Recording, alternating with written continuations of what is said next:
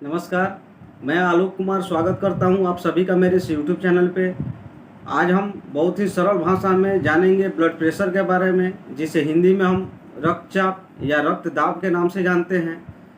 Blood pressure क्या है, blood pressure क्यों होता है, हाई बीपी, लो बीपी क्या है, इनके लक्षण क्या होते हैं, इनके बचाव के तरीके कौन कौन से हैं, इसमें हम कौन से घरेलू नुस्खे यूज कर सकते हैं तथा इसमें कौन सी आयुर्वेदिक दवाओं का इस्तेमाल किया जा सकता है, आज इसके बारे में हम लोग जानेंगे। तो चलिए बिना लेट किए स्टार्ट करते हैं। स्टार्ट करने से पहले एक रिक्वेस्ट कि अभी तक आपने मेरे इस चैनल को सब्सक्राइब नहीं किया है तो सब्सक्राइब कर लें, ताकि मैं जब भी इस तरह का स्वास्थ्य से संबंधित वीडियो लेकर आऊँ तो वो वीडियो सबसे पहले आप तक पहुँचे और आप उसका लाभ उठा सकें। तो चलिए स्टार्ट करते हैं। ब्लड प्रेशर का नाम सुनते ही हमारे दिमाग में ऐसा धारणा आता है कि यह एक बुजुर्गों में होने वाली बीमारी है, लेकिन यह सरासर गलत है। आज के न्यू जनरेशन में इस बीमारी को बहुत तेज़ी से पांव पसारते देखा गया है। न्यू जनरेशन इसके शिकार बहुत तेज़ी से हो रहे हैं। 50% लोगों को पता ही नहीं चलता है कि उन्हें ब्लड प्रेशर की शिकायत है। जनसंख्या के हिसाब से देखें तो आज के जनरेशन में हर चौथा आदमी ब्लड प्रेशर का शिकार है। अब आइए सबसे पहले जान लेते हैं हम कि ब्लड प्रेशर क्या है। तो हम सभी जानते हैं कि हमारा हार्ट हमेशा धड़कते रहता है। यह एक बार फूलता है और एक बार सिकुड़ता है। जब यह सिकुड़ता है तो रक्त को बाहर धकेलता है, जिससे रक्त हमारे शरीर के विभिन्न अंगों तक ऑक्सीजन के साथ धमनियों के माध्यम से पहुंचती है, तथा जब यह फूलता है तो रक्त इसमें वापस आते हैं। हमारे आर्टरीज, जिसे हम हिंदी में धमनी के नाम से जानते हैं, इनके अंदर 24 घंटे 7 दिन ब्लड दौड़ते रहते हैं। जब इन धमनी के दीवारों पर ब्लड का प्रेशर पड़ता है, उसे हम ब्लड प्रेशर के नाम से जानते हैं। एक हेल्दी व्यक्ति का ब्लड प्रेशर 120/80 सामान्य तौर पर होता है। यह उम्र के हिसाब से कम या ज़्यादा हो सकता है। हमारा ब्लड प्रेशर 140/90 होता है तो इसे हम हाई बीपी के नाम से जानते हैं, या फिर हाइपरटेंशन के नाम से भी इसे जाना जाता है। जब हमारा ब्लड प्रेशर 90/60 होता है तो हम इसे लो बीपी के नाम से जानते हैं, या फिर इसे हाइपोटेंशन के नाम से भी जाना जाता है। जब हमारी धमनियों के दीवार पर ब्लड के दबाव के कारण ब्लड का प्रेशर बढ़ जाता है तो यह हाई बीपी कहलाता है। और जब इन धमनियों में ब्लड का सामान्य से कम होना लो बीपी कहलाता है। अब आइए जान लेते हैं ब्लड प्रेशर होने के कारण के बारे में। आखिर हम ब्लड प्रेशर के शिकार क्यों हो जाते हैं? तो हमारे शरीर में हार्मोन्स के डिसेबल के कारण भी हमारा ब्लड प्रेशर अनबैलेंस होता है।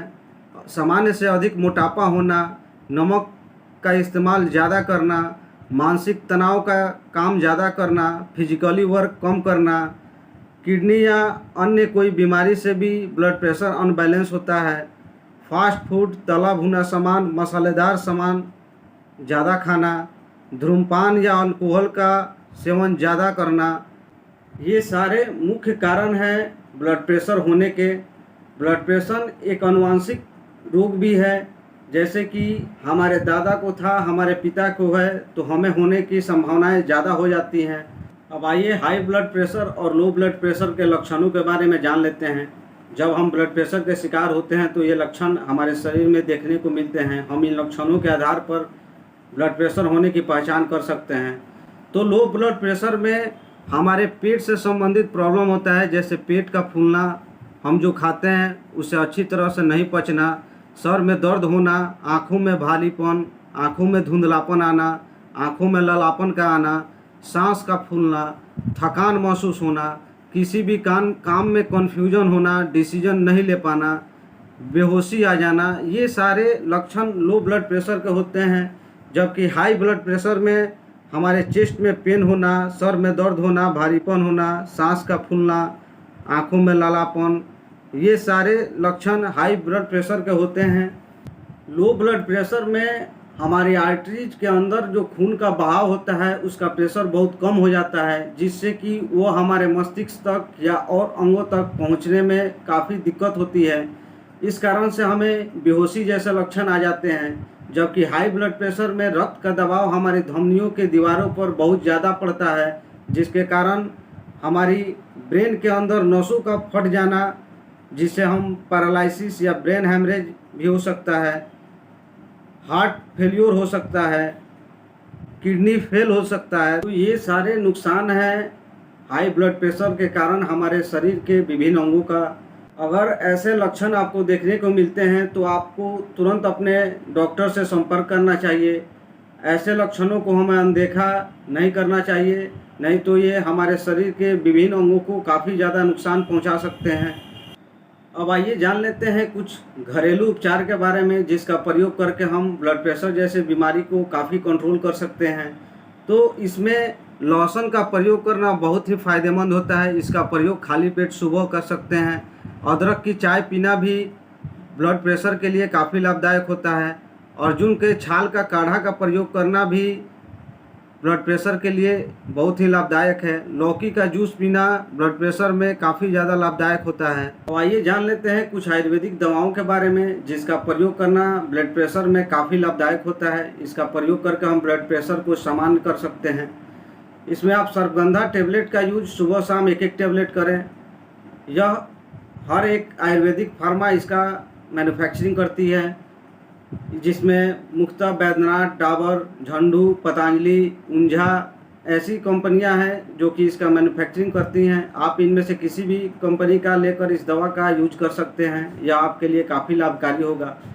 सरस्वता रिस्ट और अर्जुना रिस्ट का प्रयोग करना बहुत ही लाभदायक होता है ब्लड प्रेशर के मरीजों के लिए।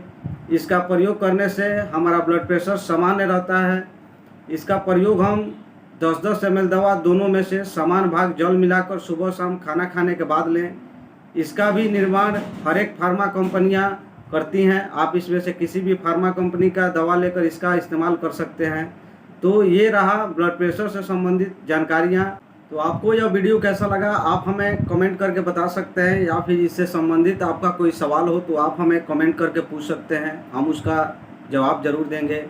फिर मिलते हैं नेक्स्ट वीडियो में किसी और स्वास्थ्य से संबंधित जानकारी लेकर। नमस्कार।